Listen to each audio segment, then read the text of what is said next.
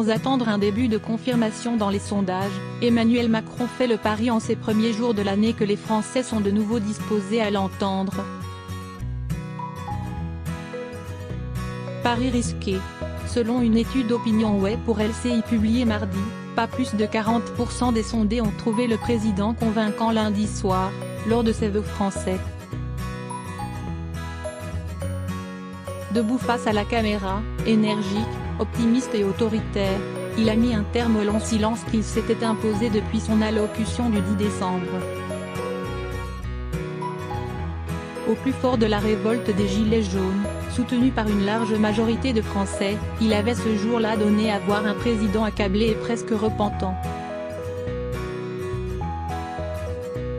Pour la première fois depuis son élection, il avait dû reculer sur plusieurs points cardinaux de sa politique, la fiscalité écologique et la hausse de la CSG pour les retraités, au nom d'une solidarité intergénérationnelle avec les actifs. Exactement ce que le président du Nouveau Monde s'était promis de ne jamais faire, pour rompre enfin avec les zigzags de ses prédécesseurs. 3 semaines plus tard, Macron change de ton.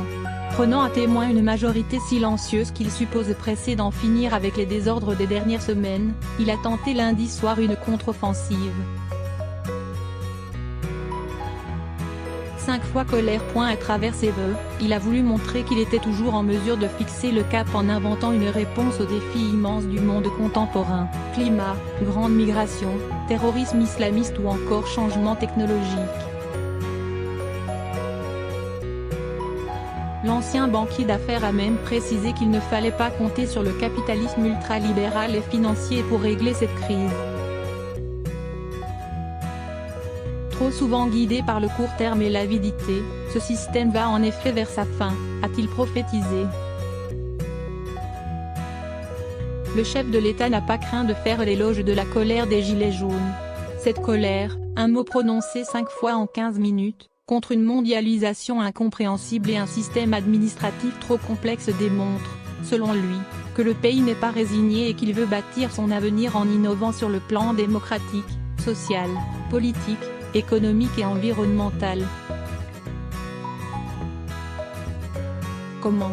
Le prochain débat national devrait être l'occasion d'y réfléchir et de parler vrai. Mais si Macron dit comprendre, et même partager, l'impatience qui s'exprime sur les ronds-points, il ne s'est pas privé de critiquer durement les démagogues et les extrémistes qui prétendent parler au nom du peuple, se faisant les porte-voix d'une foule haineuse. Évoquant des attaques racistes ou d'autres visant les élus, les journalistes ou les forces de l'ordre, le chef de l'État a juré de faire respecter l'ordre républicain contre l'inacceptable. Quant au peuple souverain, il s'est, a-t-il rappelé, exprimé lors des élections. Point final donc. Indécrottable. Cette lourde charge a été très vivement dénoncée par l'opposition. Au nom du Rassemblement national, Marine Le Pen y a vu des propos outrageants pour le peuple. La fracture profonde entre l'oligarchie et la France n'est pas prête de se refermer, et elle va même s'accentuer. Pour Alexis Corbière, député La France Insoumise, cette foule haineuse dénoncée par le président est l'expression d'une indécrottable arrogance sociale. En dehors des responsables de la majorité, Alain Juppé aura été l'un des rares à manifester un peu d'enthousiasme.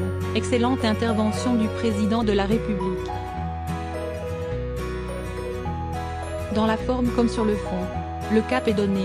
Bonne année à tous, a tweeté le maire de Bordeaux. À moins de 5 mois des élections européennes, alors que la majorité doit désigner ses candidats fin janvier, Macron a conclu ses vœux par une profession de foi aux allures d'entrée en campagne. Il propose de mettre au service d'un projet européen renouvelé, l'énergie salutaire que la France porterait en elle. Sur ce projet censé protéger les peuples et redonner espoir, le président français promet de donner plus de détails dans les prochaines semaines. À quelques jours de la signature d'un nouveau traité d'amitié franco-allemande, Emmanuel Macron n'a pas jugé utile d'insister, comme il l'avait fait lors de ses vœux 2018, sur le colloque intime avec Berlin, condition nécessaire à toute avancée européenne. Signe des temps, sans doute.